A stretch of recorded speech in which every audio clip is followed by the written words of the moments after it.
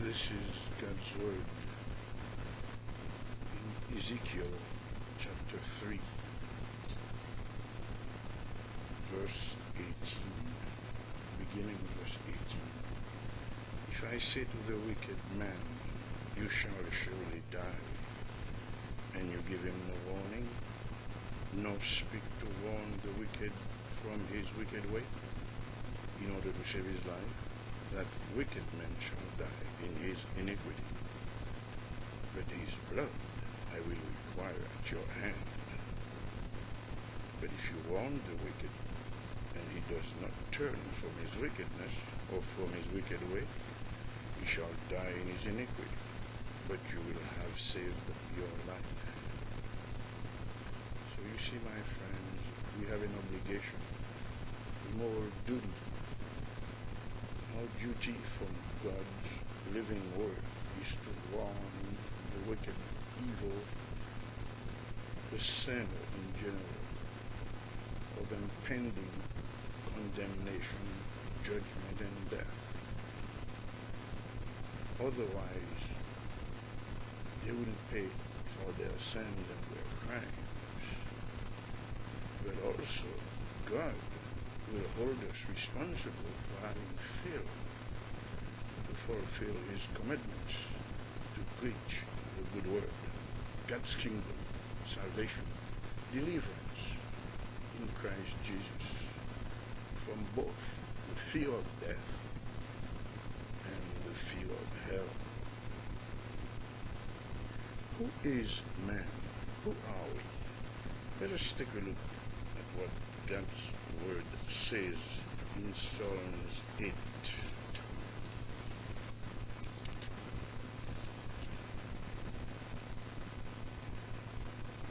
Psalms 8, beginning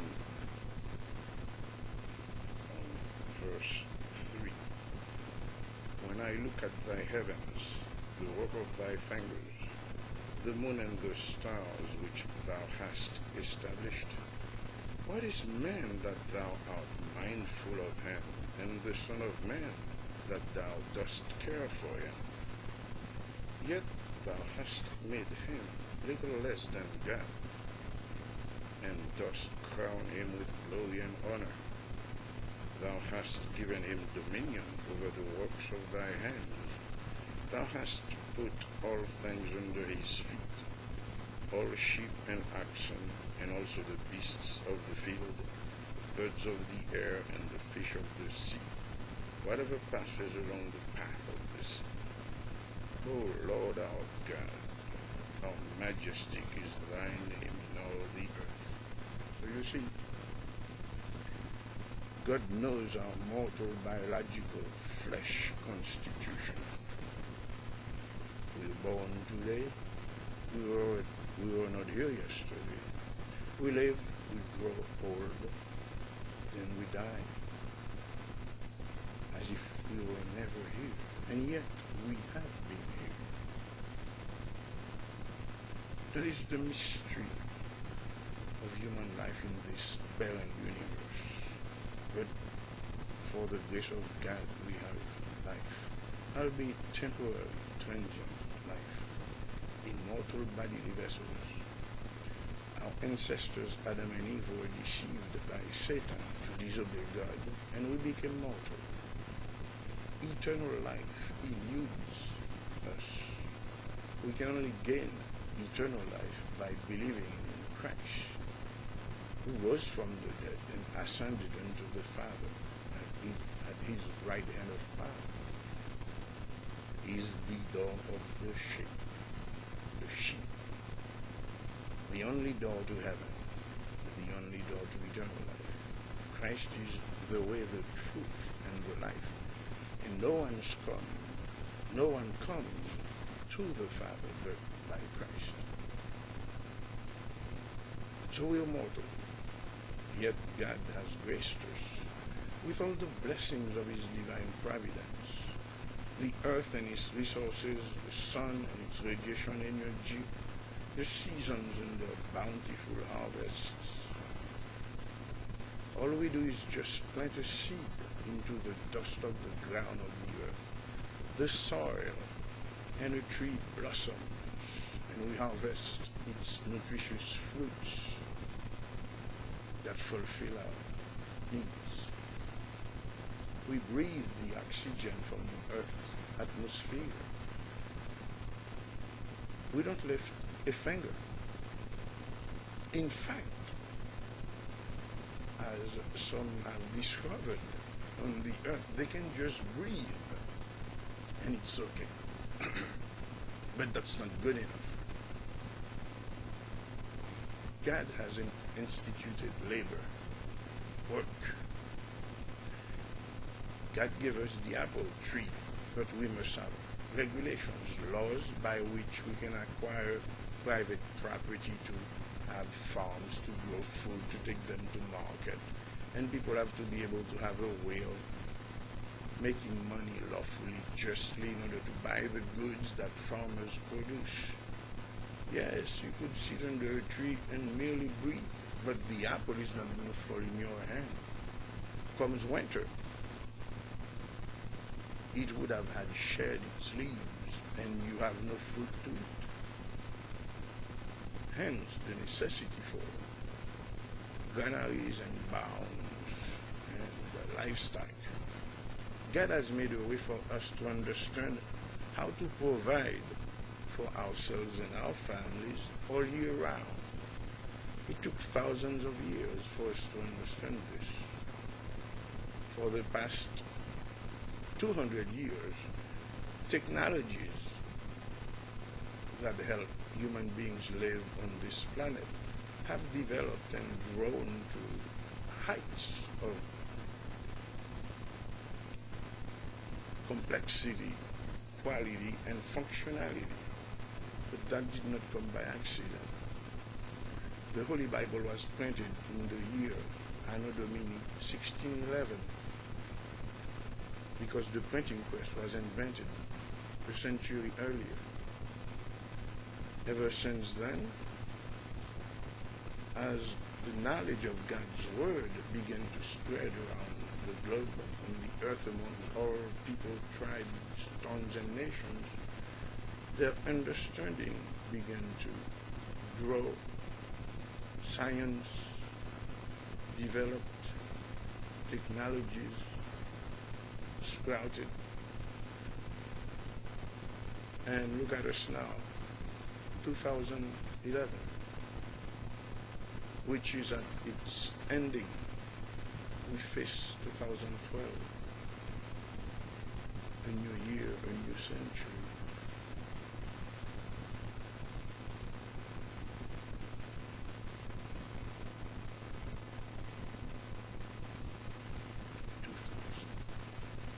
Years after the resurrection of Christ. So, my dear friends, we are mortal, but as you have just heard, understood, and known, our blessings are many, for which we should be thanking Almighty God to have not let us alone, forsaken, and deprived. God has been taking good care of us. So what do we do? Christ tells us there is a way, the right way to do everything right. Before you judge your brother, whom you must love as your neighbor, as yourself, as God loves you, you must remove the beam that is in your eye before you can remove the speck of dust that is in his. That doesn't mean you cannot differentiate good from evil or right from wrong. But when you do so, judge righteously, not according to appearances, because God judges not according to appearance, but according to the heart. Our mortal flesh goes into a coffin eventually, 6 feet under the dust of the ground of the earth. And the coffin has room only for our dead body. We can't take anything with us. There's boats and mansions and planes and stereo systems, computers, pianos, organs.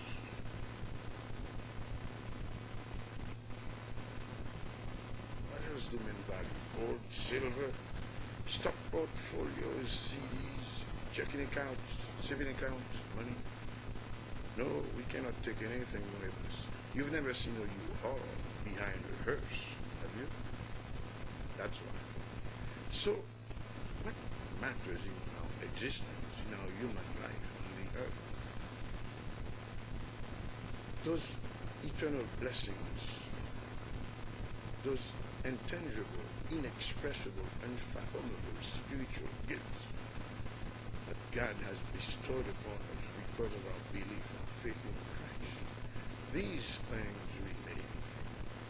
No one shall see God, but he who humbles himself as a child.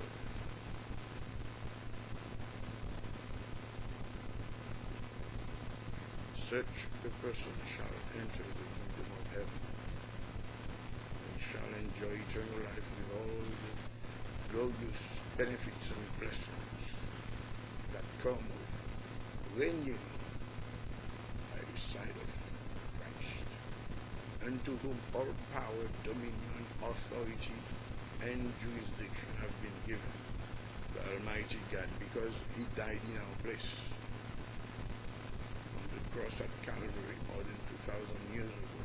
That was the penalty for sin. Because before the crucifixion of Christ, paid for our sins, we were under the law, and the law required death. But in Christ, because of his resurrection power and our faith in him, through repentance and forgiveness of sin, we've been redeemed, brought back from hell and death and the grave, in order to be born again, to renew ourselves, to be transformed into children of God, sons and daughters of God. Not only were we created unto God's image and likeness, now we are empowered to live as Christ did live when he was in the flesh, as a human being, as a man, more than 2,000 years ago. So I tell you, my friends, rejoice, rejoice, rejoice. In spite of our human frailties, weaknesses, and perfections, we have the opportunity, the freedom to repent from our sins, to discover the glorious liberty of children of God, to be re-empowered with the freedom to prosper again, to love again, to create again, to work, to labor, to produce, to invent.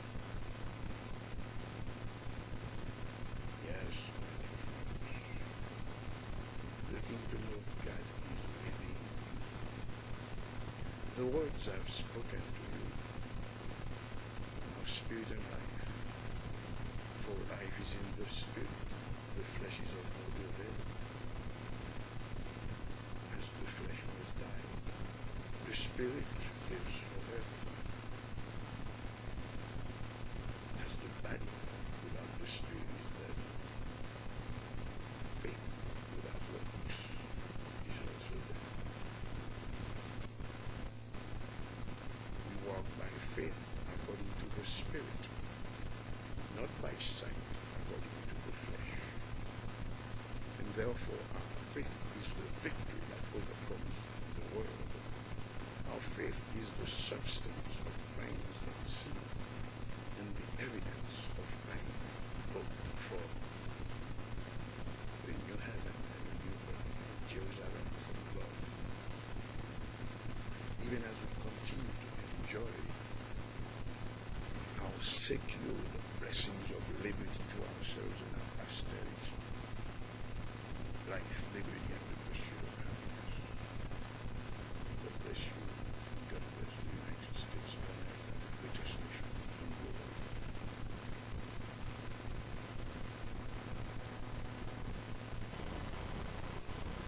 Dear friends, you've heard about the human predicament. We have a flawed nature, a sinful nature. Do you know where this predicament begins? It does not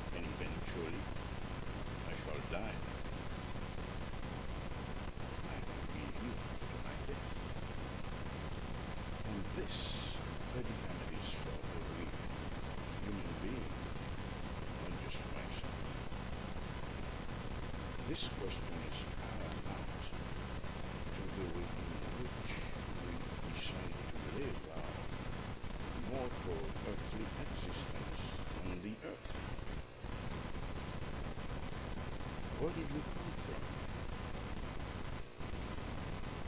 Is human life really a product of chance, accident, randomness, statistical probability that given enough time, suddenly out of nothing, the universe will emerge, life will emerge? How?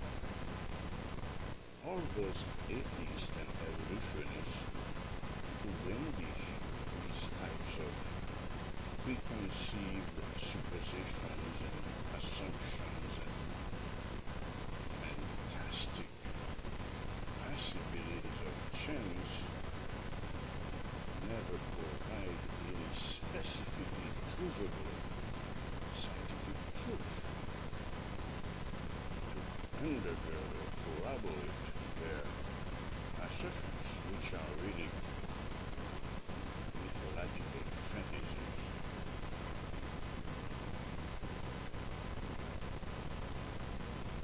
This question of origin is essential, fundamental, and a sine qua non to our resolution of this problem, this predicament that we have. We can entertain eternity in our very spirit, mind, soul, heart. Within ourselves, we can entertain the possibility of living forever, yet we know that we are mortal. It is this abstract endowment from God, Holy Spirit, eternal Spirit, whom we cannot see, but whose existence we cannot disprove either. I have a mind, yet I cannot touch my mind. I can touch this book, this Bible, yet my mind is real. My mind has a life of its own that depends upon what I put into it, the food I feed my mind in terms of principles, ideas, thoughts, beliefs, creeds, faith, etc. The abstract mind, though invisible and untouchable, is very real. So there are spiritual realities, abstract realities, for which we don't have a visible, touchable, physical, material, sense-based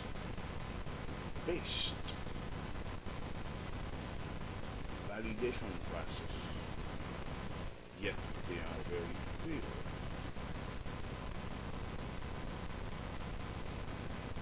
Let us say, for example, we could regress all the way back to the first human being who ever existed. Where did this human being come from? Of course, in the Holy Bible, we learn that God created our biological ancestors, Adam and Eve, who fell from God's grace because of disobedience. Of course, after having been deceived by Satan, who himself, Lucifer, who was cast out of heaven by God. But from the evolutionist standpoint or perspective, human being just emerged from the dust of the universe, which itself came from the quote-unquote Big Bang, a single little point which they call a point of singularity. Of course, Darwin began the theory of evolution, then which each group of scientists began to apply progressively to their own branch of science. The theory of evolution that human beings evolved from apes, primates, quote-unquote monkeys, that always engaged in adaptation from struggle for survival of the fittest. The Descent of Man from Apes was published in 1859 by Charles Darwin and this godless, materialistic, anti-biblical source of origin ideology was progressively inserted into different branches of science since they had to find quote-unquote fossil remains. Then anthropology was born. It was created for that, and then of course they began to interpret biology from that standpoint, even though there is no connection between the laboratory, scientific laboratory experimentation, and evolutionary theory. There is no practical scientific proof-based connection. The theory of evolution is just there, and then there is biology, there is chemistry, and there is physics. There are only theoretical assertions which astrophysicists, as it put forth or brandish, but no proof has been given to back them up. For example, the theory that there should be fossil remains inside the Earth, quote-unquote the fossil record, where they find missing links that would explain how human beings descended from apes, but no such has ever been found.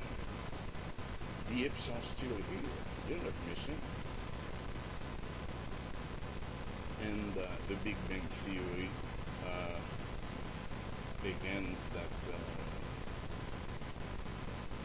evolutionists inserted into astrophysics also has never been proven. That these theories were birthed from mere fantasy, imaginary fantasies, and feats of illogic, but they've never been based upon either laboratory experiments or field experiments that would be revalidated through reproducible experimental procedures and processes. For example, in order for singularity to exist, there has to be space. That means there has to be dimensions. But when they posit that the Big Bang was a point of singularity, where would it exist? If nothing existed before that, and if they say, well, something existed, like energy is infinite and eternal, and that space is infinite and eternal, then where did energy come from? Where did space come from? So this question of origin is always there, not only for the physical universe, but also for biological life. And only the Holy Bible provides the most logical, scientific, spiritual, moral explanation for the origin and beginning of human life in this universe. The Big Bang, quote-unquote, an explosion from a singularity, a single point in the universe. Well, where did the universe come from in order for this singularity to exist? Ex nihilo.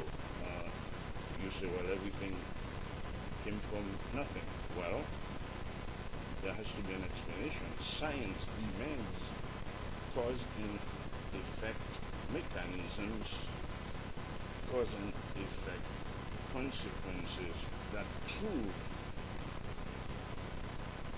a real physical, material, practical connection between the theory and the result. We cannot just merely assert, make a statement, make an assertion, and then expect people to believe it on faith. Otherwise, it's another form of religion. In fact, the Supreme Court in 1961, in the case for Castle v. Watkins, declared, when the judgment pronounced this ruling that atheism or godless secular humanism or evolutionism is a de facto religion in the same sense that Judaism, Christianity, or Islam is a religion.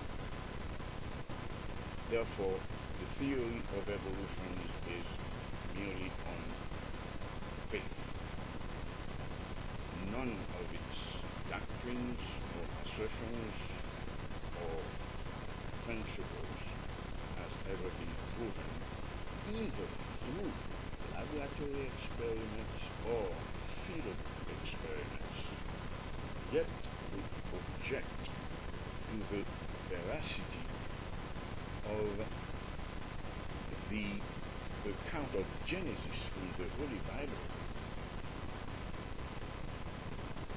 But nothing can come from nothing. The Big Bang cannot occur ex nihilo, from nothing.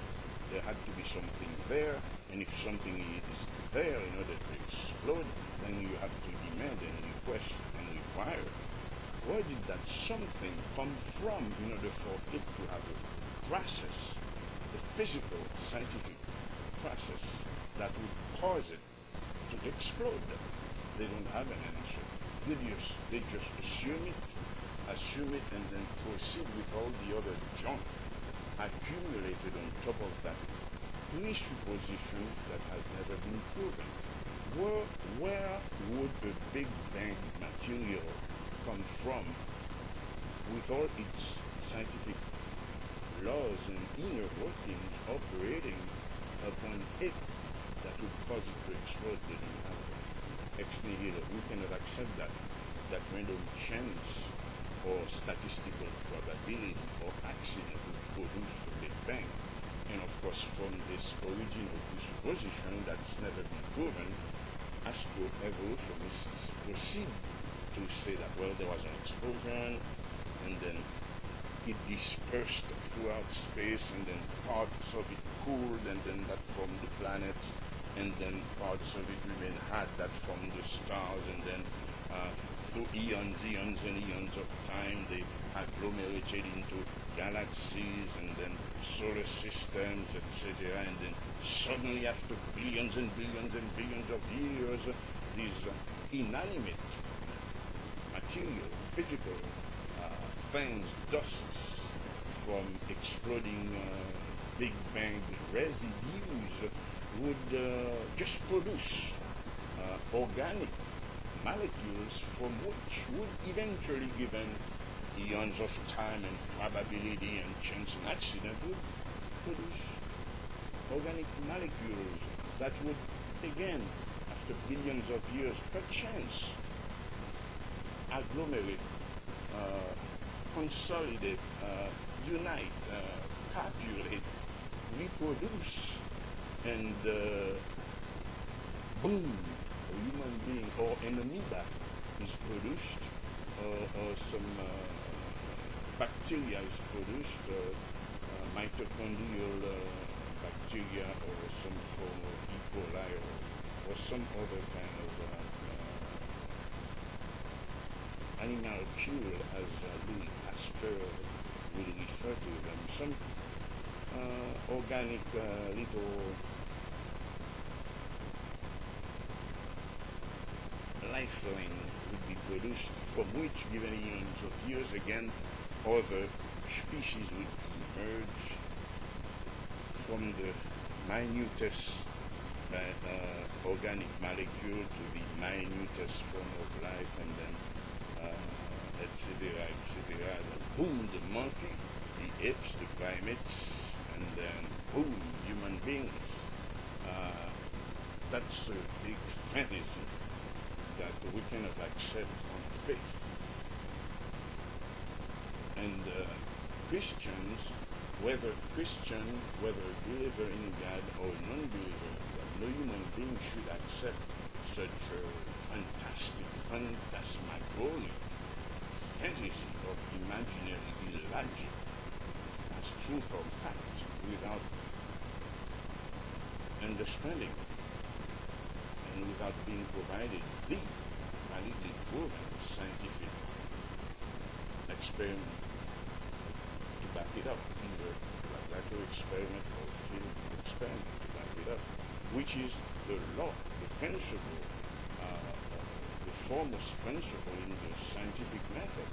There has to, a theory or hypothesis must be rigorously proven through the methods, procedures, and processes inherent in the scientific method through laboratory experiments that produce conclusively irrefutable results that are reproducible in subsequent laboratory experiments from which the same results would be found. Therefore,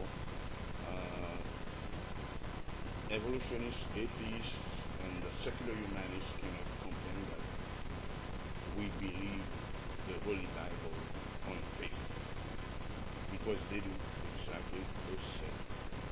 But the difference is this: extant reality does not contradict biblical reality.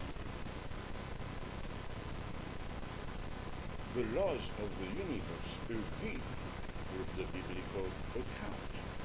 Evolutionists are fighting against nature, against physics, against reality, against logic, against fact, and against God, because it is a fantasy begun from an unproven assumption. There was something there that caused an explosion called the Big Bang, from which matter dispersed and cooled, and from which emerged organic molecules, from which emerged biological life through accident, chance, probability, statistics, etc.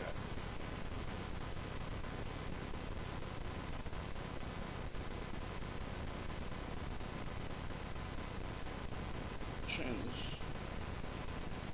matter, space. That is not possible,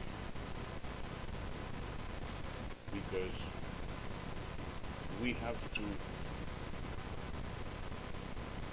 determine where this speck of matter that will explode to cause the universe to be expanding, etc. It's another theory that emerged from the so-called Big Bang, the theory of continuous expansion of the universe, which is another presupposition from a false assumption that's never been scientifically proven, which is the Big Bang. Therefore, the theory of evolution applied to astrophysics begins with a big fantasy upon which has been built a mountain of other fantasies that are assumed and accepted on faith without laboratory or field experimental scientific proof. And that's where we are today. The last great scientist was Albert Einstein, who produced E equals mc squared, the equivalency equation between matter and energy. The simplest way it's put, scientists say that energy is excited matter and matter is congealed energy. After Einstein, who was a God-believing scientist, there is nothing but speculation and fantasy and imagination and unproven presuppositions from which a huge mountain of systems of thought have emerged, yet there is no proof provided by those scientists advocates for the theories they are advocating. In the beginning, God created the heavens and the earth. There is no date, there is no year. Genesis 1:1. In the beginning, God created the heaven and the earth. Now, why is there an obsession with the date, the time? It doesn't say that in there. Whenever things began, God created it. That's all it says. It didn't say 10 billion years ago, 6,000 years ago, 10,000 years ago. We can't know, and we don't know because the theory of evolution upon which the godless astrophysicists rely cannot date the beginning of things, the start of the universe. They can pull a number out of the hat, out of thin air, like 5 billion years ago or 10 billion years ago. Nobody can know that. What's the exact time, year, and date of birth of Hammurabi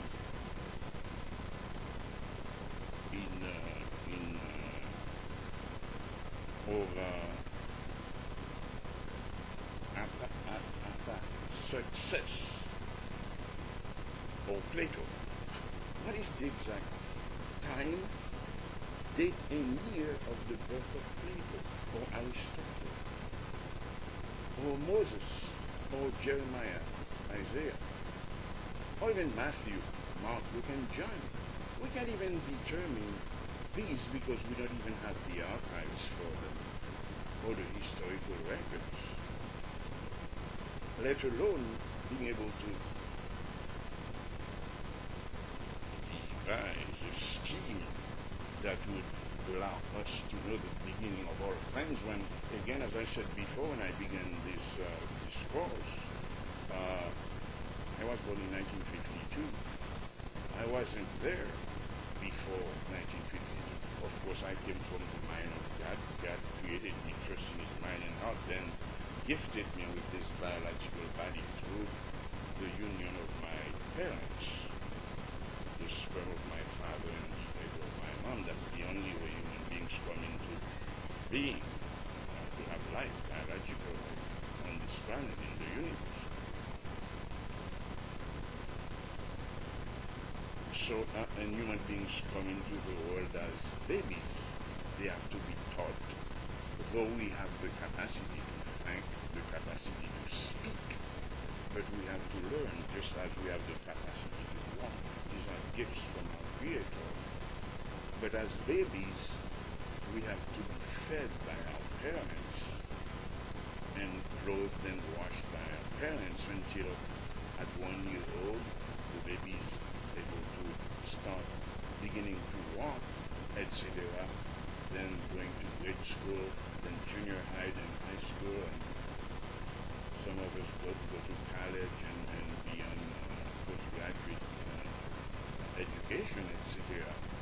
Therefore, the knowledge which you pretend to have, where did you get it? So you were taught in state-controlled public schools which fed you the theory of evolution after suppressing the truth of God's creation of the universe, that we receive from the Holy Bible. Therefore, the beliefs that you have today, don't be so sure, and yet they are without proof, scientific proof as stated before. Don't be so sure about them because you cannot prove them. You've been given them, so you have accepted them on faith. You've been deceived by Satan, by the devil, through other human beings who themselves were deceived. They have robbed our children, our young people, of the truth, scientific truth of salvation. This matter of origin, human origin, is paramount to ensuring perpetuation of human life in this universe.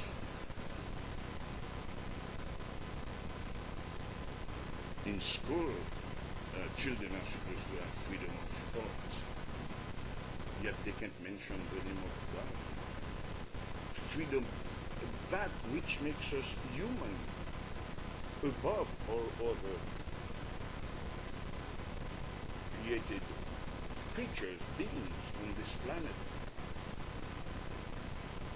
is being suppressed, forbidden to blossom in state-controlled public schools. Children, young people cannot think freely, they cannot speak freely. Words.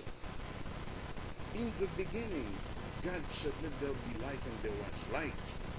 And God saw that the light was good. In the beginning was the Word, and the Word was with God, and the Word was God.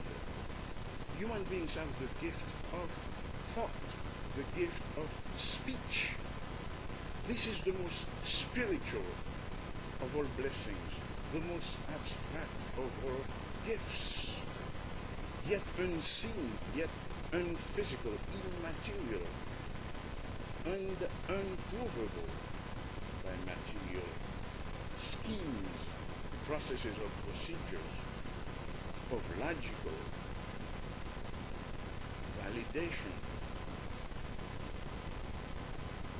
I can say this is real, yes, sensory perception, but the mind, the spirit, the soul. These are the things that make us human, and yet children cannot be fully human in state-controlled public schools where godless, evolutionist, secular humanist preachers of godlessness, it's their religion, preachers of evolutionism are brainwashing our children, preventing them from even saying the word God, Jesus Christ, and yet they'll say Buddha, or Goddess Gaia. What is this spiritual fascism, this moral terrorism in the public schools in our great nation, whose only foundation is Judeo-Christian principles, our only foundation and heritage in the Holy Bible? This is the United States of America. We hold these truths to be self-evident, that all men are created equal, that they are endowed by their Creator with certain inalienable rights, that among these are life, liberty, and the pursuit of happiness, that to secure these rights, governments are instituted among men, deriving their just powers from the consent of the governed. Congress shall make no law respecting an establishment of religion or prohibiting the free exercise thereof. Now, what is it exactly does our government not understand regarding the foundation of this great nation, the United States of America? The genesis of the light of human liberty, of God endowed human liberty on this planet.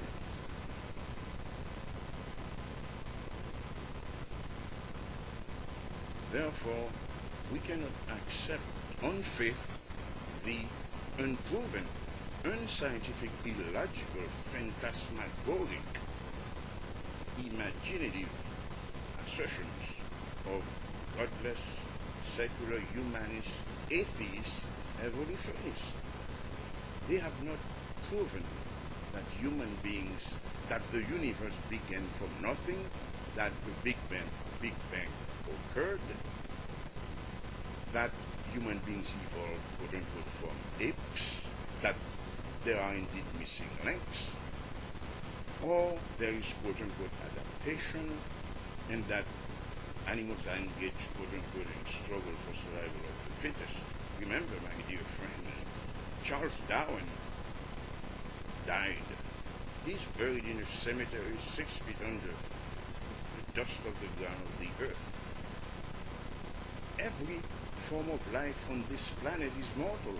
To To be fit for what?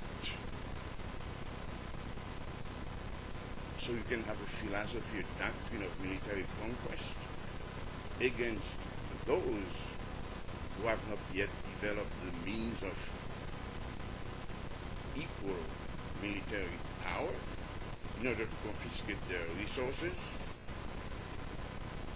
for your own exploitative benefit. That won't do either, my dear friends, because God commands us to live righteously, to seek the good, to pursue justice. And we cannot pick and choose which laws we will obey or follow in the Ten Commandments. Thou shalt not have any other gods before me.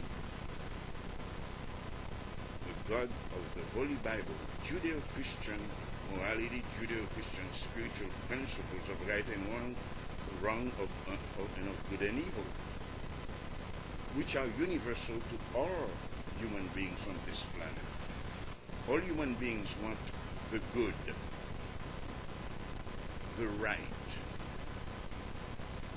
to happen in their lives. Yet Satan has deceived them to follow many different roads apart from God's moral principles of righteousness that lead to violence, addictions, immorality, perversions, and death. All these things that are happening in our culture right now, homosexual, sodomy, lesbianism, abortion, infanticide, they're not new. They happened before in history when human beings were living in ignorance from the true God, the God whom we know, the God of the Holy Bible, from Genesis to Revelation. Apart from Christianity, whose birth came with the immaculate, the sinless, spirit conceived coming of our Lord Jesus Christ into the world. Without Christianity, this current level of civilized living we enjoy today would not have existed. We must understand the fundamental genesis of human history on this planet. All systems are only approximations of Eden, approximations of heaven. These spiritual abstract conceptual categories cannot escape, cannot be escaped by human thinking, cannot be avoided by human thinking. Good and evil, right and wrong, beginning, duration, and these things are basic to human life in any language, in any culture. All human beings pursue the good in one way or another. We want our lives, safety and protection for life and limb, respect for private property. That's why we have laws against murder and theft. But these came from the Ten Commandments. The same God who said, "Thou shalt not have any other gods before me. Thou shalt not steal. Thou shalt not kill. Thou shalt not bear false witness against thy neighbor. Thou shalt not covet thy neighbor's possessions, wife, or property," is the same God who also said that homosexual sodomy is an abomination, lesbianism is an abomination, abortion or infanticide is an abomination deserving condemnation from God himself. His word, God's living word of truth and reality, spiritual, moral, and living, practical, experiential reality. These words condemn such lawless human actions. We love the person, but the evil, the wickedness, the lawlessness must be condemned as God himself commands us to condemn. Well, atheists, evolutionists, secular humanists, abortionists, homosexual, Oh, you want the thief in jail? Yes, don't you? And you want the police to come if somebody's threatening your life, or somebody's threatening to maim your body. Yet, you want these living, biblical, Judeo-Christian fundamental protections from our society, from our forefathers who sacrificed to create this representative system of self-government for us. And yet, you will not follow the orders that demand you to live righteously as well. Life comes from the sperm of a man and the egg of a woman. Period. There's no such thing as bisexual or transsexual or sodomy or lesbianism that can refute the God-ordained, God-established marriage union between a male and a female, between a man and a woman. Therefore, it is a problem of faith, of belief, of creed for you, my dear friends. It has nothing to do with reality. And Satan has deceived you. We eat in the kitchen. We excrete in the bathroom. We breathe oxygen, not carbon monoxide. We drink orange juice, water, or milk, not sulfuric acid. We walk on our feet, not on our hands. Our brain is on top of our body at 90-degree angle when we stand on the earth. It's in the brain. The brain is not under the sole of our feet. Everything has its place, every place has its thing. The universe is spiritual, scientific. For us, God, the abstract, our inability to conceive of the person God, because he's a spirit, is invisible, because we cannot understand, we have this flesh, biological, physical body, because we must live in a universe that must answer to the law of transformation of energy, of which there is conservation on the one hand, we have a lifespan, and then there's entropy and there is death. Things decay, things degrade. We must have a spiritual, moral, scientific understanding of the environment in which we must live and prosper, and at the same time have an understanding of who we are essentially within our inner being, so that from this divinely inspired spiritual, moral, scientific, logical understanding, from which will overflow the works of our faith that will then build our society, constructively prosper our nation for the benefit and good of our children, families, friends, and neighbors. Yes, my dear friends, we are not apes. We are not monkeys. We are spirit beings endowed with a temporal, mortal, biological vessel. We have a lifespan. I wasn't here before 1952, and only my God knows how long I live on this earth. I may live to be 99, so I'm 59 now. I might have another 40 years. What happens to me after that? Well, our Judeo-Christian religion, Christianity, tells us that there is heaven and hell, based upon how we live our lives here, whether we follow God's commitments, or whether we followed Satan's wicked, evil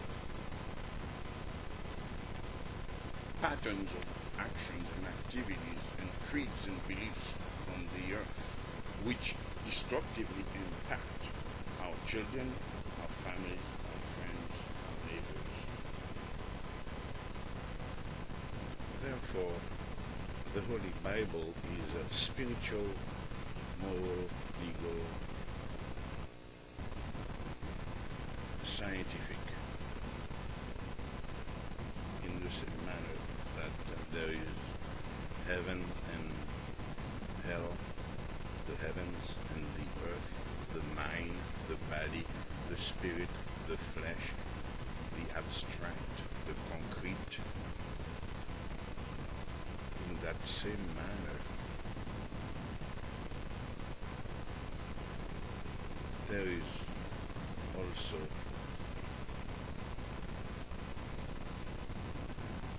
right and wrong, good and evil. We know in our minds, in our spirits, in our souls, the truth which we learn from God's eternal living Word. Christ is the Word made flesh. He came here to teach us the way, the truth, and the life through the power of his death on the cross, his shed blood, his burial within the womb of the earth, and his resurrection from the dead.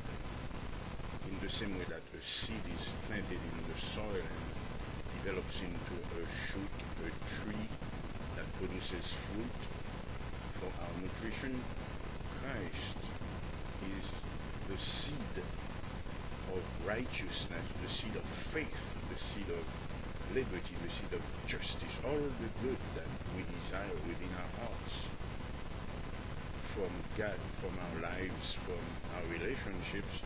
Christ was buried into the dust of the ground of the earth, his tomb, and he rose up to bear fruits of righteousness by transforming us through the Holy Spirit into children of God, sons and daughters of God. For God so loved the world that he gave his only begotten Son, that whosoever believeth in him shall not perish but have eternal life. And what is eternal life? That they know thee, the only true God, and Jesus Christ, whom thou hast sent. Therefore, our knowledge, our understanding gains flesh through our embodiment of truth, of science, of logic, of fact, for objective, concrete manifestation into our actions. And that's why God, knowing who we are, the frame of dust, biological, mortal nature, God gives the law through Moses so that we don't live in destructive ways that lead to death. The Ten Commandments and all the other commandments and laws that God gave us in the First Testament required perfect obedience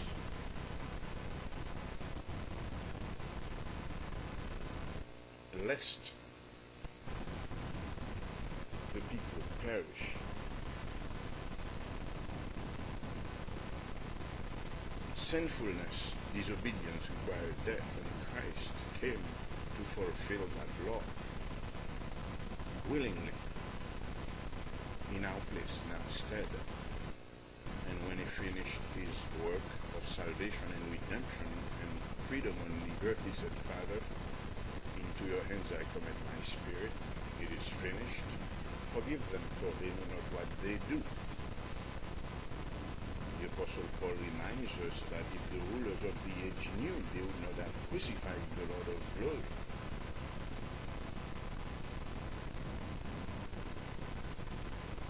Therefore, we have a responsibility and to be accountable for our faith that we willingly transmute, transform, and activate into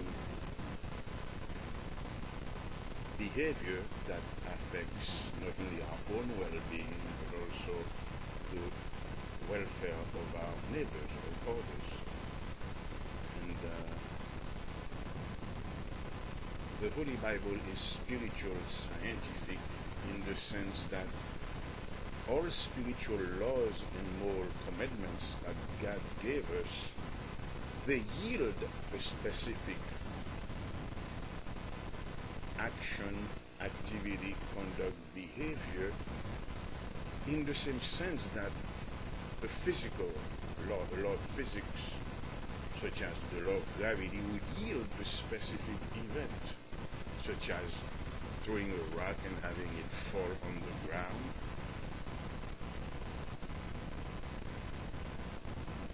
That's an object obeying the law of gravity. That's an example of the physical law. Whereas a spiritual law, thou shalt not steal. The person who does not steal, who is honest, who has integrity of character, can be trusted, then reaps the rewards of confidence, of trustworthiness from his neighbors. He's not negatively punished because he's not a thief. Therefore, he's rewarded for his forthright moral conduct. Therefore, a spiritual law is as scientific as a physical law in that, respectively, they each yield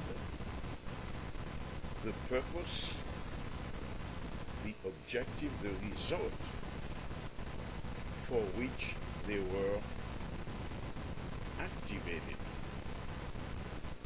For example,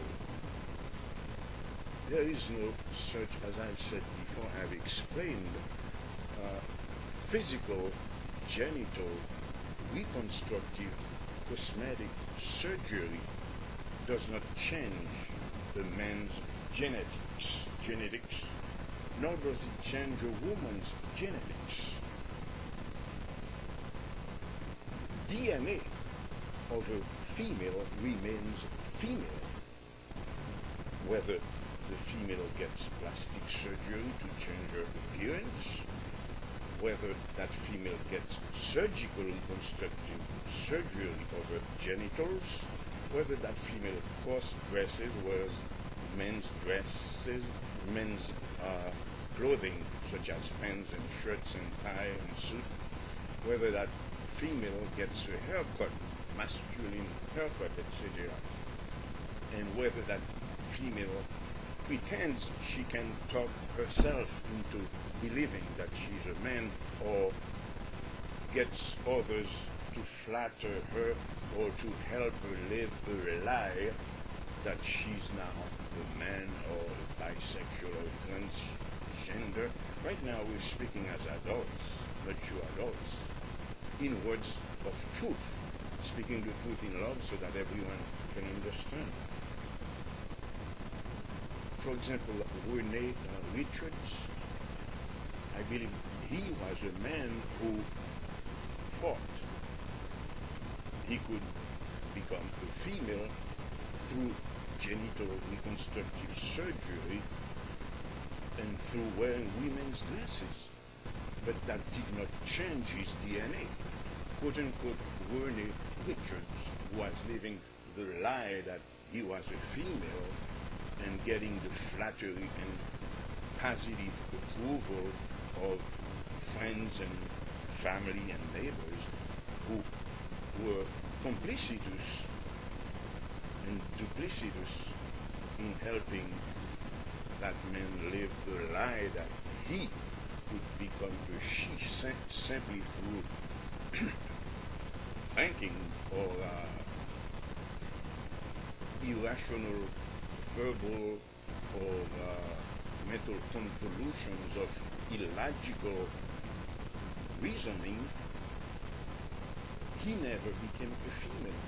In the same sense, there is a woman, I believe her name is Chastity Bono, the daughter of Sonny Bono and Cher. She has done exactly the same thing. And it is sad, it is a tragedy to see these things happening. Her DNA has not changed. Her genetics have not changed. The way God created her as a girl, who grew up into a female, into a woman, she's still a woman. Her DNA says that she's a woman inside her body, her organs. She's a woman regardless of external masquerades, such as cutting their hair and trying to give the verbal voice affect to sound like a man or behave like a man, wearing external clothing. That's your DNA. It cannot change. When you're naked, you go to sleep or you're in the shower, you are still a female. Even if you reconstructed your genitals, your DNA says you are a female. You have fallopian tubes inside your body. You have ovaries that produce eggs, menstruation every month, even though you can take a drug to stop the menstruation or to prevent your ovaries from releasing eggs. In fact, you can even have surgery to remove the ovaries and remove the fallopian tubes. Your genes say that you are still a female, a woman. And we pray for such persons to come to their senses and not let the devil continue to deceive them and destroy their lives and their eternal destiny on the earth and in the heavenly realm after physical departure from this planet. Reconstructive genital cosmetic surgery cannot change your genetics. Verbal lies or mental thought rationalizations cannot change your genetics. The false approval that others pretend to give you cannot change your genetics. Helping you live a lie cannot change your genetics. Wearing the dresses or clothing of the opposite sex cannot change your genetics. Conclusion. Come back to your senses. Return to your senses. God created you a specific certain way. There are only two genders in this universe, on this planet. Male, female. Male or female. And there is no other, there is no in between. Genetically, a man is a male. Genetically, a woman is a female. Period. The problem is one of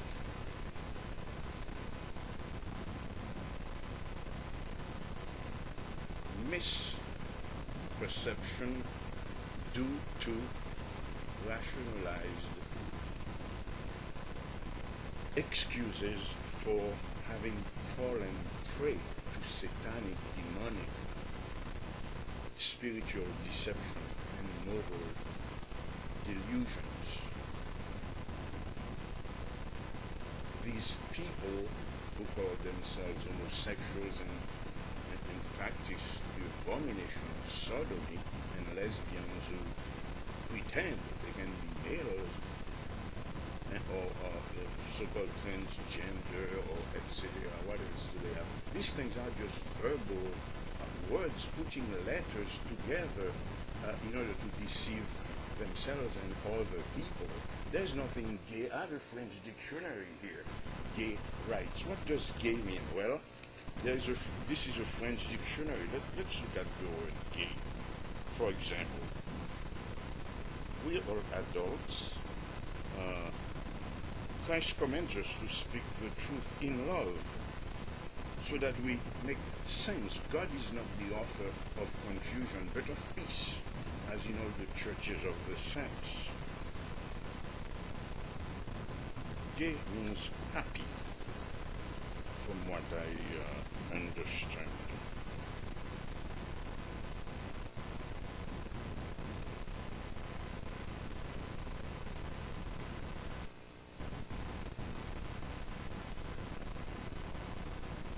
Let's see.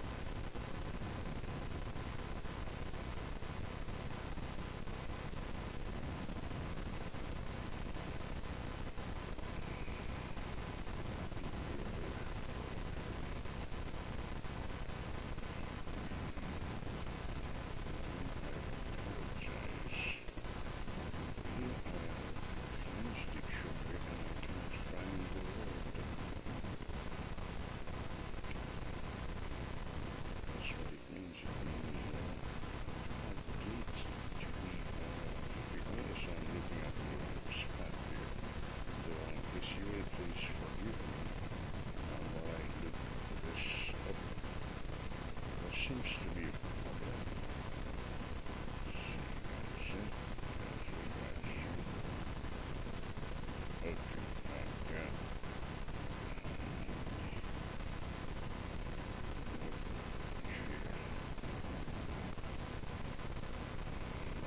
not seeing it here. Light.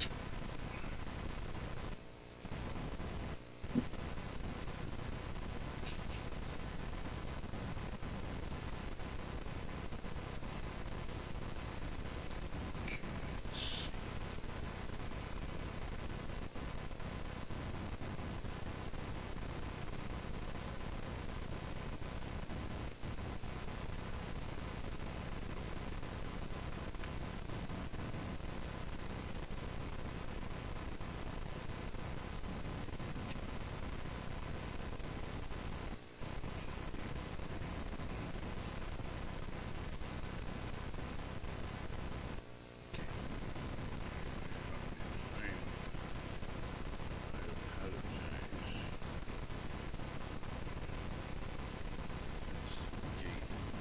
Adjective, gay, merry, jolly, cheerful, lively, bright, like gaiety, mirth, merriment, cheerfulness. So gay in French, G-A-I, is gay in English, G-A-Y. But it means happy, merry, jolly. There's nothing jolly or happy or merry about sodomy. Men do not have the same organ as females. Therefore, let us ask the question, we are mature adults here, how do they do it? Whatever they do, how do they do it? Do we have to spell it out? A-N-U-S? The orifice that God biologically formed, created in the human body for the excretion of fecal matter, F-E-C-E-S. We know when we go to the bathroom and sit on the toilet bowl what comes out and where it comes out, ladies and gentlemen. And they are the ones, it is the homosexual sodomite who is hateful, not God's word, not Christians, not Jews, or Muslims, or any other religious person who is practicing the moral principles and spiritual commandments of his or her religion. Men who practice this type of abomination of sexual perversion, they are the ones who are, even though they may not be aware of it or understand it in this manner, they're the ones practicing hate. The homosexual rejects the female woman whom God created for him as a sexual partner to be married to. The female has the sexual organ that fits the male's membrum virile organ to procreate the human family.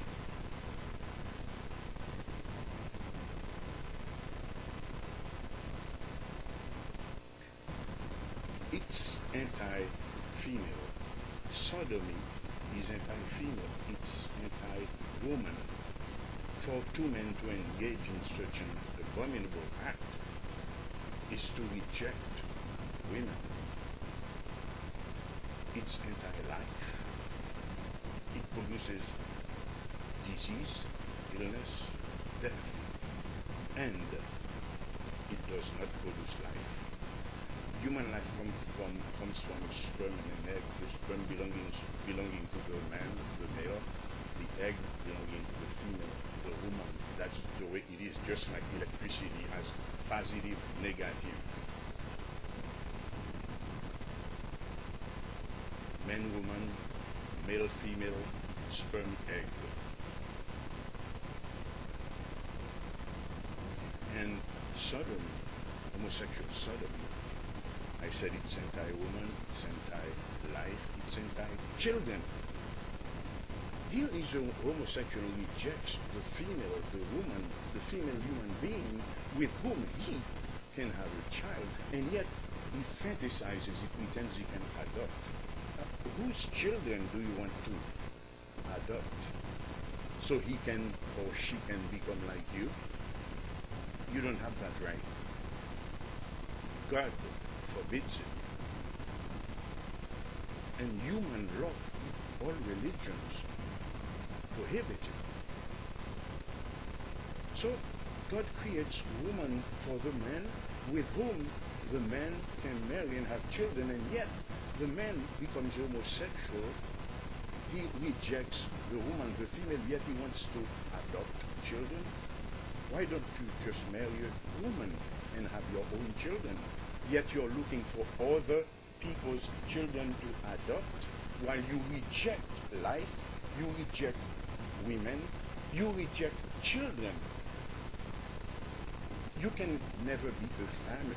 Two homosexuals can never be a family. They can never love properly, healthily, and they cannot raise a child properly. There can only be abuse and confusion, in the same way that mentally they have false beliefs regarding human sexuality, and living the lie that sodomy can be equated with normal sexual relations between a man and a woman. So our analysis, spiritual, moral, scientific, logical, biological analysis, tells us that homosexuals are haters of women, are haters of life, haters of children. Homosexuality is also anti-science, anti-logic, anti-biology. Again, we know the function of each organ and for which purpose God created that organ to be a part of the body. The heart pumps and circulates blood throughout the human body. The lungs, they breathe and extract oxygen from the atmosphere in order to oxygenate the blood that circulates through the human body because of the pumping action of the heart. The brain, neurons, is the thinking organ. We walk on our feet. We do things with our hands. We see with our eyes. We hear with our ears. We drink water, milk, or juice for breakfast, not hydrochloric acid, even though it's in our stomach. We digest food because the lining of the stomach is created in a way that it is so smooth it doesn't affect the stomach itself. We don't drink sulfuric acid either. We breathe oxygen, not carbon monoxide. Each thing has a place, each place has a thing, respectively. This universe is a universe of order. The organizing principle, its physical laws, God put in there, do not conflict with God's creation of the universe. Scientific creationism, the Holy Bible, does not contradict, as I said before, scientific reality. Science and religion are not incompatible. To the contrary, they go together. Now, of course, you'll question things like Joshua stopped the sun. It's a miracle. Jesus healed the paralytic. It's a miracle. It cannot be explained in the same way. A physical, material event can be explained through cause and effect mechanisms. Jesus walked on water. That's a miracle also. These things are extra physical. They are supra physical. That's why they are called supernatural, above nature. They transcend the laws of nature, which God himself established in nature for it to function with the law of conservation of energy, so we can thereby live and prosper within the physical, earthly, universal environment. Therefore, the Bible is spiritual scientific. As I just stated, the man is anti-woman. He hates the woman, whether he admits it or not. In truth, he is a woman hater. He hates life. He rejects life. Two sodomites cannot procreate. To the contrary, sodomy produces AIDS and a bunch of other blood contracted sexually transmitted diseases. And homosexuals are anti-children, anti-women, anti-life, anti-children. I just explained it is anti-science, anti-biology. We know which parts of the body are sexual organs, not A-N-U-S. A-N-U-S is not a sexual organ. It is an orifice for the excretion of fecal matter.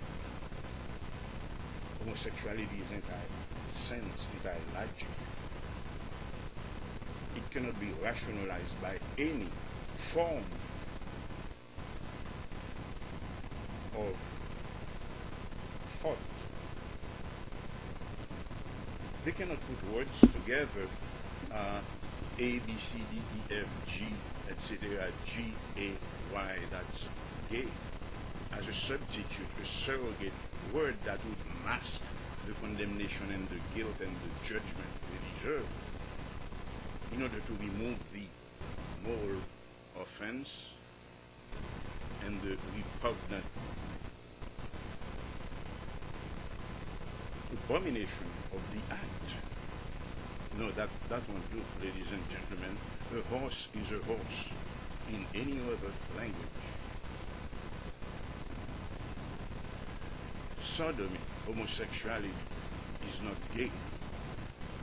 It is deadly in every way. There's nothing good in it. Homosexuality and lesbianism,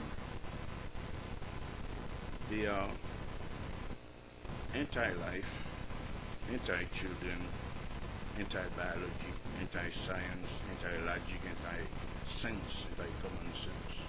Abominations that God condemns, that every religion condemns, and that every human law condemns. And we cannot provide special legal privileges carved extra-constitutionally,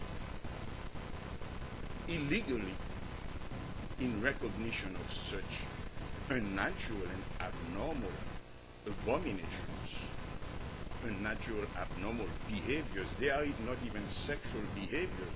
The insertion of membrum virile into an orifice created by God for biological excretion of fecal matter is not a sexual act. It is stimulative, yes, but it is not sexual. Again, we're adults, we know which parts of the human body are sexual organs. So in that sense, we only pray that these erring human beings like ourselves, they're human beings, and God commands us to love human beings, others as we love ourselves. They are our neighbors.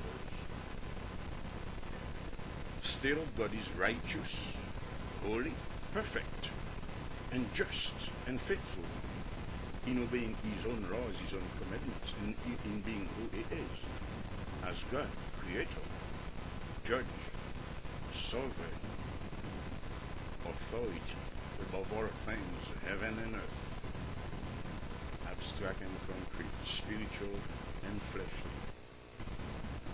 God has to be God.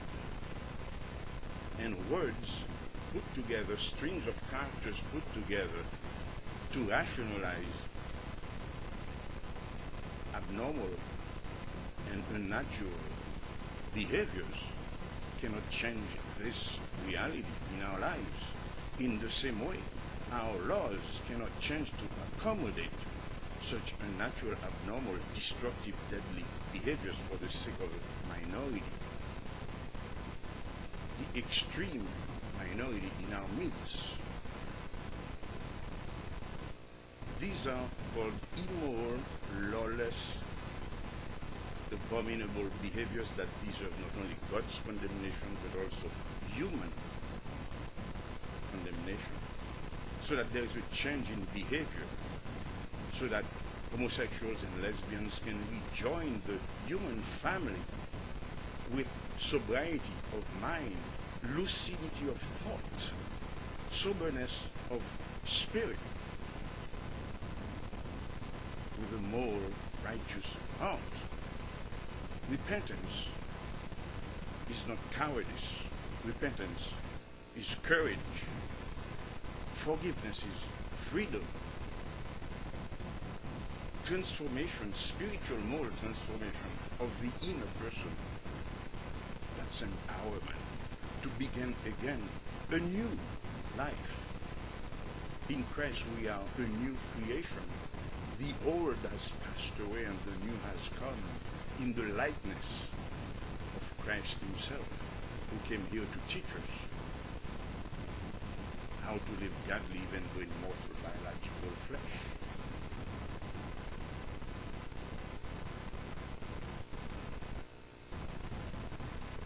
Therefore, as Christians, we have an obligation to tell the truth, because God commands us to tell the truth. We do so in love, so that those whom God's word condemns understood the reasons why God instituted the commandments and laws of moral conduct, behavior, for our good, for the good of the human family on the earth, for the perpetuation of our free institutions, for the perpetuation of our God-endowed liberty, our constitutionally secured freedoms of thought, of religion, press, peaceable assembly, petition, the government for redress of grievances, and our Bill of Rights against self-incrimination, protection against self-incrimination, legal protection of the laws, due process of law. All of these blessings that it took thousands of years before God bless them, America's founders could grasp the depth of their truth, self-evident truth, to enshrine them in a Declaration of Independence in the year 1776, and then embody them into a Constitution of the United States with the progressive refinement of processes and procedures yielding improvement of this system of representative self-government. It cannot happen by accident, my friends. The evolutionists are wrong. Nothing in this scientific universe happens by accident. The planets revolve around the sun due to gravitational radiation from the star of this solar system, the sun. The Earth rotates 24 hours a day on its own 23-degree tilted axis. It travels around the sun 365 and a quarter days a year. DNA, human DNA has 3.4 angstrom angle. The Earth tilted 23 degrees. There are some absolutes in this universe. The speed of light is an absolute. Thou shalt not kill, thou shalt not steal, thou shalt not bear false witness. And that's why a witness on the stand in a court of law, affirms, swears to solemnly tell the truth and nothing but the truth. So help us, God.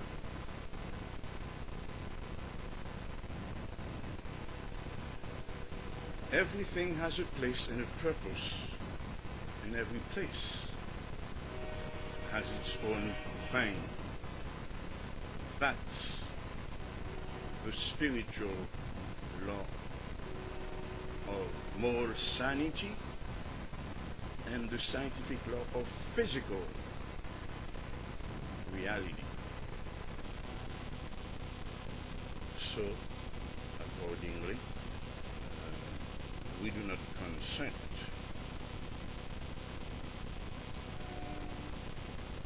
nor agree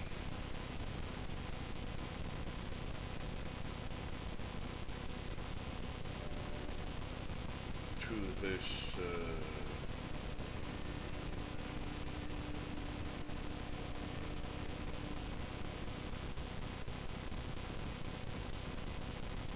atheistic, evolutionist, humanistic propaganda of pagan godlessness in our country, where the homosexuals, lesbians, and evolutionists are trying to homogenize sexual perversions and drug legalization and destruction of the nuclear family all across the nation and the world.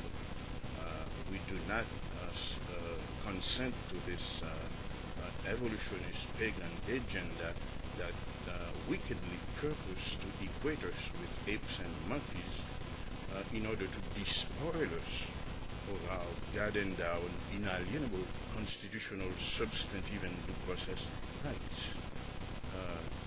Rights are for people, not animals, not for apes and monkeys in the jungle that are prey for each other.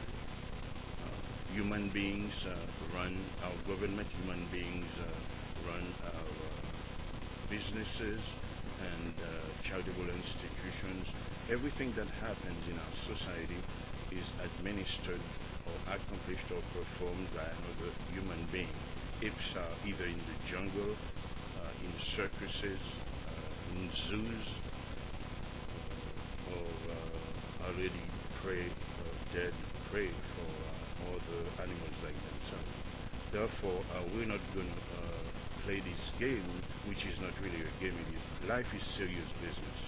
Human life on this planet is serious business.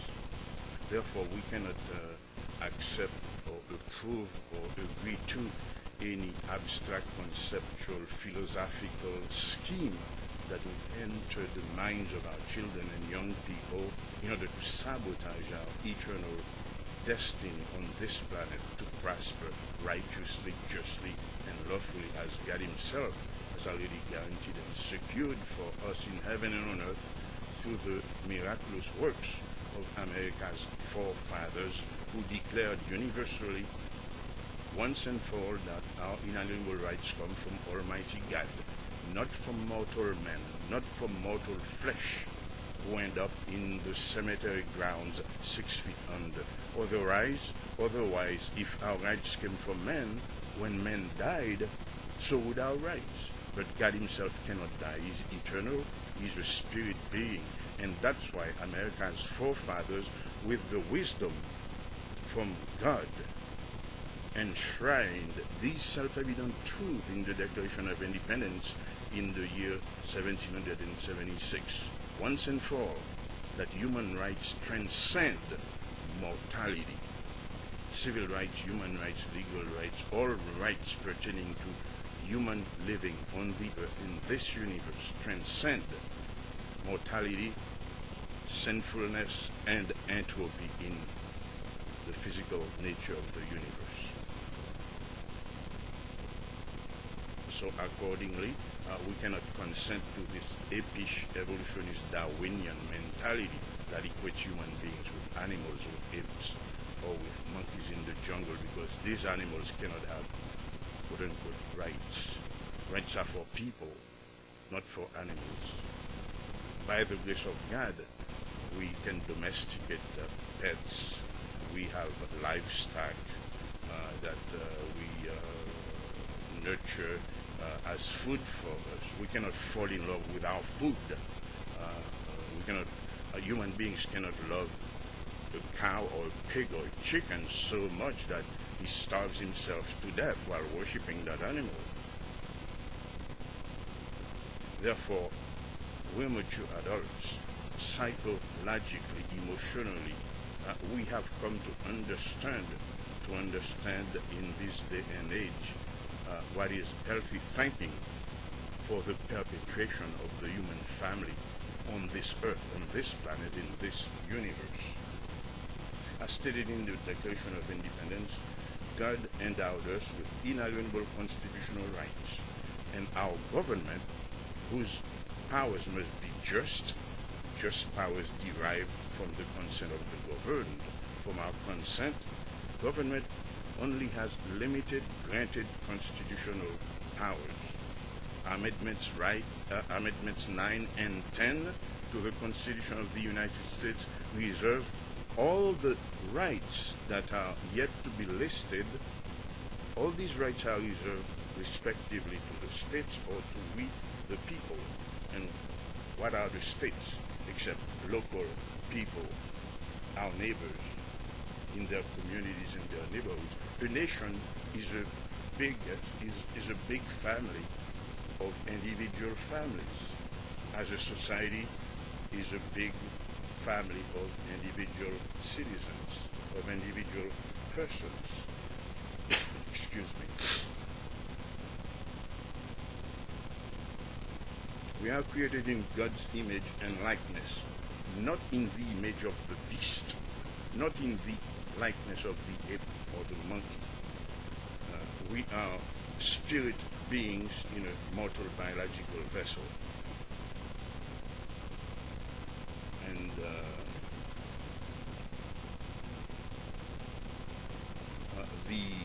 the problem is that at the same time that atheists, secular humanists, evolutionists, homosexuals, lesbians, and New Age spiritual fascists and speech terrorists trying to censor Christian, Judeo-Christian moral principles of righteous living, these people, at the same time that they are trying to suppress our freedom of religion, our freedom of thought, and our freedom of speech, they are advocating theirs, they are proclaiming theirs, and they are trying to advance their own atheistic religion that approves of every abomination under the skies, including pedophilia, pornography, sodomy, lesbianism, drug legalization, etc. Those very things that are destructive of our sense of community, of our spirit, of creative productivity for collective prosperity and personal well-being. They're trying to substitute their own man-made pagan religion for us to die by, whereas God gave us his own righteous, moral, spiritual commitments to live by. Atheism kills. The image of the beast kills. Judeo-Christian morality preserves life, defends life, protects life. Judeo-Christian moral principles of spiritual righteousness preserve lawfulness, organization, creativity, productivity, for prosperity and posterity. Because at the same time that these atheists are singing, ranting, and raving about a world without religion or freedom from religion, like John Lennon sang, he seems to be their atheistic, naive atheistic guru. They reject God's morality that demands accountability and responsibility for deliberately chosen willful actions that have destructive consequences for self and society. At the same time, they reject God's commandments given to us in the Holy Bible, which is the Judeo-Christian foundation of our civilization, they are themselves exercising their own God-given freedom of religion, which is atheism. At the same time, they're trying to suppress ours, except theirs is without God, ours is with God. Theirs is with the ape, the monkey in the jungle, ours is with the image and likeness of our Creator and His righteousness, the knowledge of good and evil, the knowledge of right and wrong, our moral conscience that impels us from within to do what is right.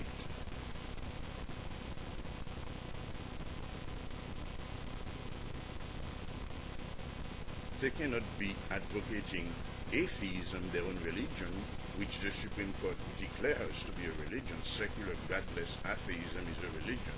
Torcaso v. Watkins, 1961. In that case, Torcaso versus Watkins, 1961, the Supreme Court stated, declared, and ruled that godlessness, secular humanism, atheism is a religion. Therefore,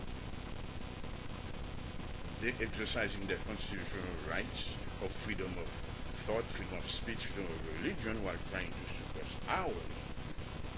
That doesn't make sense, and that will not stand. That has no standing in a court of law. They're trying to suppress our freedom of religion and freedom of speech.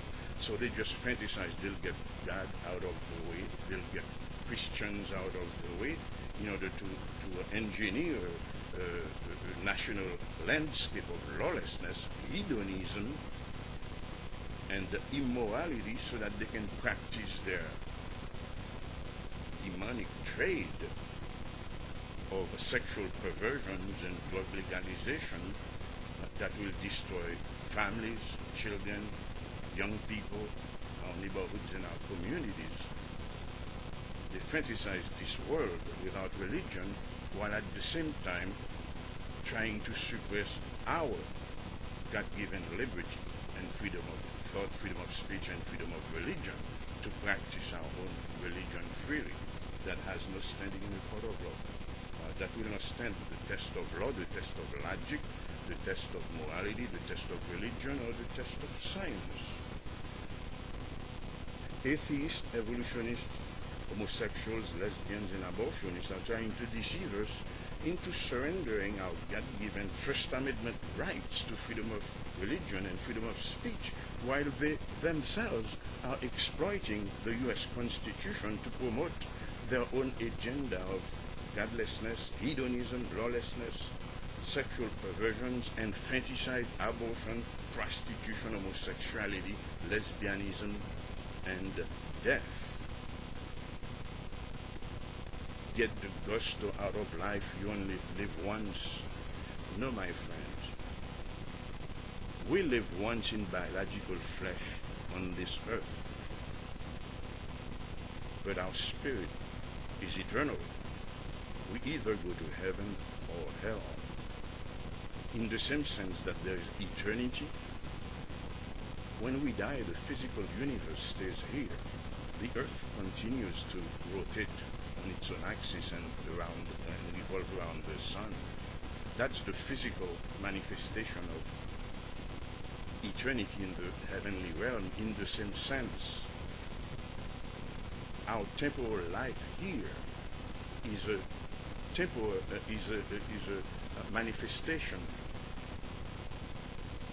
of biological life in the flesh, which has a duration from conception to natural death because of the laws of thermodynamics, conservation, and entropy. But our flesh dies, and then we are buried in a cemetery. However, our spirit lives forever. The soul that sinneth shall die. However, our spirit lives for eternity, either in heaven or hell. Eternity is in our hearts, as it is written in Ecclesiastes. but not in our flesh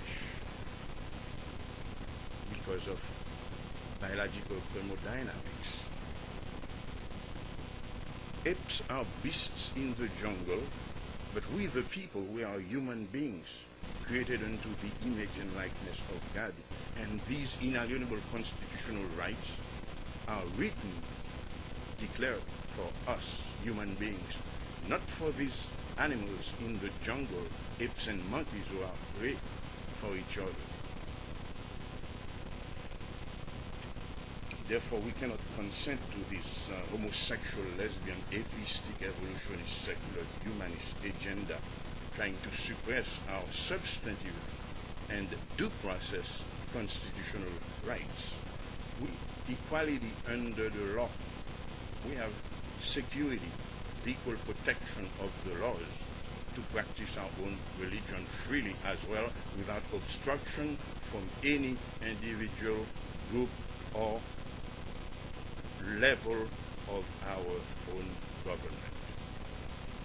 That's the supreme law of the land, the Constitution of the United States of America. So you see, the Judeo-Christian principle of moral living on the earth. These Judeo-Christian principles we know from the Holy Bible. They are spiritual, moral, as well as logical, objective, scientific, meaning they make sense in our minds, in our thoughts, in our understanding, in our knowledge, as well as in practical life, for constructive, lawful, just, peaceful, prosperous living for individuals as well as for our society, for our local communities, as well as for our great nation.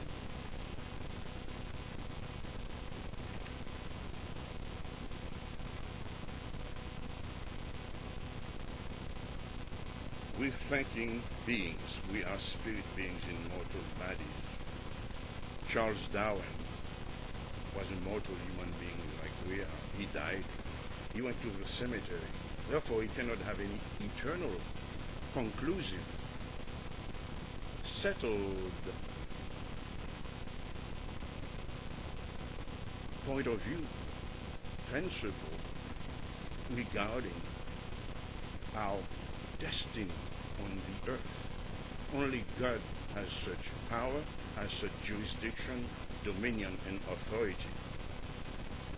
Because if our rights came from men who die, who go to the cemetery, then these rights would not have survived. They would have been as temporal as human life. And that's what our founding fathers understood by God's grace, mercy, and spirit. They understood that rights can only come from God, and government can have just powers only from the consent of the governed, whose inalienable rights are given to us by Almighty God, to whom we are all accountable in the spirit and in the flesh for all of our actions and activities while we live temporarily upon the dust of the ground of the earth.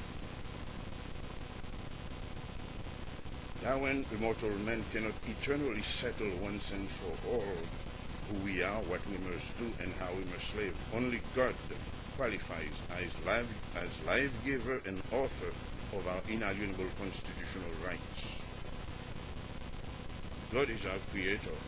He gave us inalienable rights to life, liberty, and the pursuit of happiness, and all our Bill of Rights, protections, and security for our liberty and for our freedom.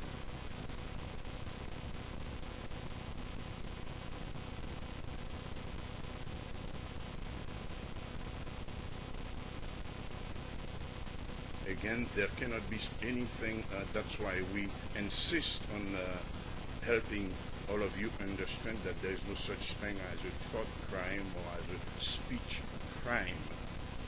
The principle of criminality is a legal scientific term that requires criminal causality, cause and effect mechanisms proven to connect directly, materially, physically, the action to the destructive consequences. That's why a thought, an abstract thought, cannot be a crime. Spoken speech cannot be a crime. However, an act, an action in violation of a prescribed, already enacted law can be a crime. Murder requires corpus delicti in Latin, meaning that there must be a dead body. Someone is accused of murder, then the accuser must produce the dead body, and the accuser must prove that the person at the specific time and place did commit an act that causally